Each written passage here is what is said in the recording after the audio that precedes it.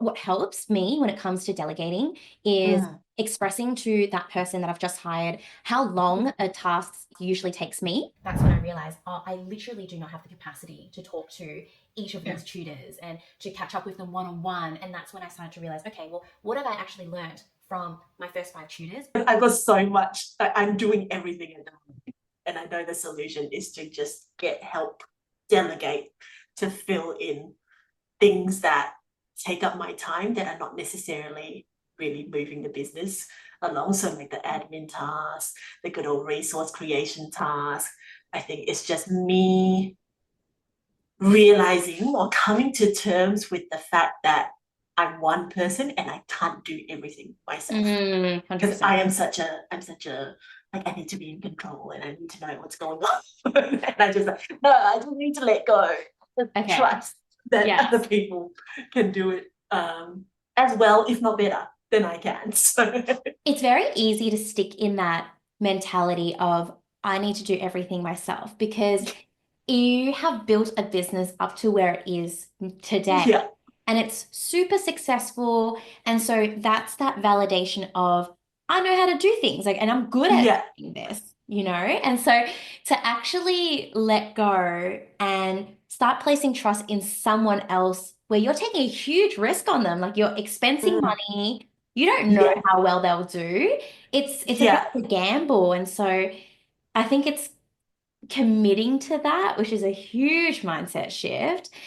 But the hard part about it is actually waiting for the results to happen. And yes, rather than the validation that you've gotten through your own work, you're essentially waiting to validate that your mm, them is actually paying off.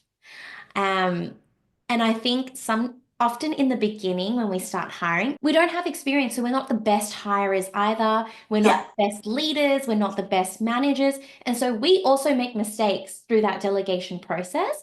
But then sometimes those mistakes must make us go, oh no, but it's their fault. Or, mm, oh, they actually are not up to scratch. Whereas it goes both ways. Like there's more work yeah, that we need to do to become better leaders, set better expectations, to do better feedback yeah, loops. And then it's also part them. So, like, seeing if they are the right person for that role. So, it's like putting faith that they will be able to show to you that they can do it, but it's that yeah, waiting time. When you give them the task for a first time, work with mm, her to agree on a deadline. Like yeah, what you can say is, look, this is how long it takes me usually. Let's just say you want her to mark 5 students' work, and that might take mm, you an hour. So you could say to her, look, this normally takes me an hour to mark, but yeah, since it's your first time and you're learning the ropes, I don't expect the same from you, but we can work towards that. In the meantime, for this first time that you're doing this, why don't we figure out together what would make sense for you? Like, how much mm, you gauge? What are you thinking in terms of how long it might take you to actually mark yeah, these 5 students' work? That way, you mm, also get a good understanding of how they're feeling in regards to the task, like how confident they are as well. Because if they say, yeah, oh, this might take me a whole day, then that might trigger alarm bells of, hang on a mm. minute, Like, why is it taking you all day? why is Yeah, it taking you all day? Like, is there something mm, that's missing that I haven't given you? Like, mm, I need to provide you more resources? And on like on the spot right then and there, like you can address it and try to figure it out. Like, oh, yeah, okay, like why do you think it might take you that long? And hopefully that already sets up both of you for success because then you know mm, something that's missing in terms of what you mm, haven't given her. What helps me when it comes to delegating is mm, expressing to that person that I've just hired how long a task usually takes me and mm. to give them that amount of time as the goal for them to achieve or to even surpass at a certain point in time. I think in the Yeah, beginning, it is important to let them have that freedom of time to see like how much time it actually takes them, and that's like the starting point. But then to know Mm, that, okay, it's all good. Like, let's work towards getting faster at this. And obviously, as you do this more, as you get used to the process, you develop your own unique process, like you will get more and more efficient. Yeah, mm, to be really, mm. and you're going to be a Yeah. great leader. I think even just like setting expectations early with her in terms of, look, you might not get a full load straight away, but like I'll keep you updated. In the meantime, Mm. work on resources. Like that's already off to a very good start. Over communicate, don't under communicate. Yes. And Yeah. that's what I've learned from you, like the fact that you've always been so transparent with, I mean, with us as the masterminders, but also in what you share with what you did with LSG. I think that's something that I really want to strive to keep doing as well, just to be open. Because at the end of the day, I don't have all the answers, but if we can be open about it, like our team can probably help us out and help us find the answers in time to come. Absolutely. So No, you're yeah, so it's right. I like think by being transparent, it was like what I was saying inside the call, like you show that vulnerable side to you and you show that you're not perfect. And mm, I think that actually gives us so much more permission to then make mistakes and be okay with them, and for our team to look at us and see that we're just trying to figure things out as we go. yeah, And that's okay. And it's yeah, almost the culture that you want to create as well, because we're not expecting everyone to be perfect. Because yeah, if we did, it would put a lot of pressure and the wrong type of pressure on mm, people.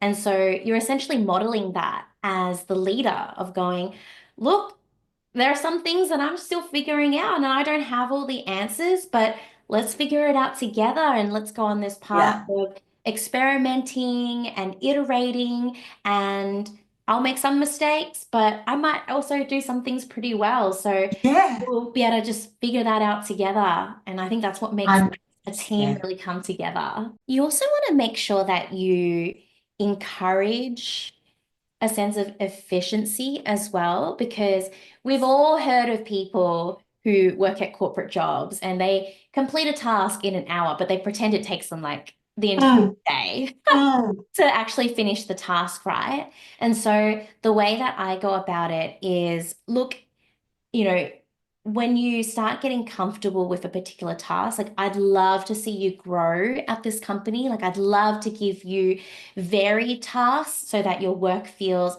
yeah, meaningful and exciting and you're constantly learning.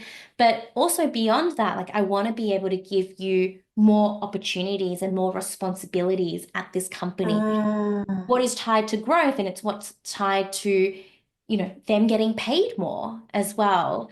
So yeah, if you can communicate with them that you recognize when they're doing a good job, when they are productive, and that you're willing to actually reward them for that, mm, that also builds in that mindset of and culture of, all right, like let's do this. Like let me, try to get quite good, try to get quite efficient at this, and let me try to build my role.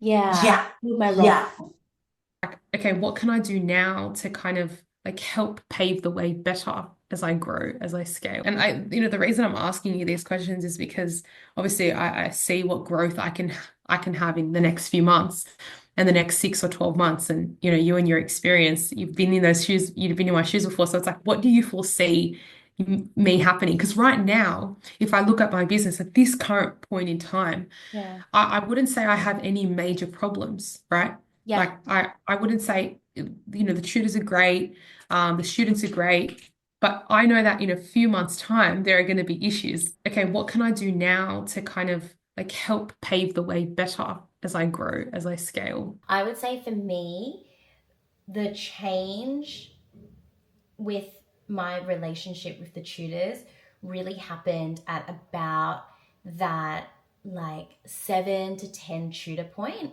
So mm, once I had a team of around 7 to 10, that's when I realized, oh, I literally do not have the capacity to talk to each of yeah, these tutors and to catch up with them one on one. And that's when I started to realize, okay, well, what have I actually learned from my first 5 tutors? What support did they mm, need? and what actually worked for them. And then so how do I systemize that for these next set of tutors that I've hired? And so for that around 70, like let's say 7 to 10th tutor that you hire, you start testing some of those systems on them. And then you start looking at the feedback. So are they finding that the tutor training is helpful? What type of questions are they asking? What's missing for them? How do I update that system so that for the next 10 to 15 tutors that I hire, I'm now testing a new round of systems or updated systems with them? Yeah.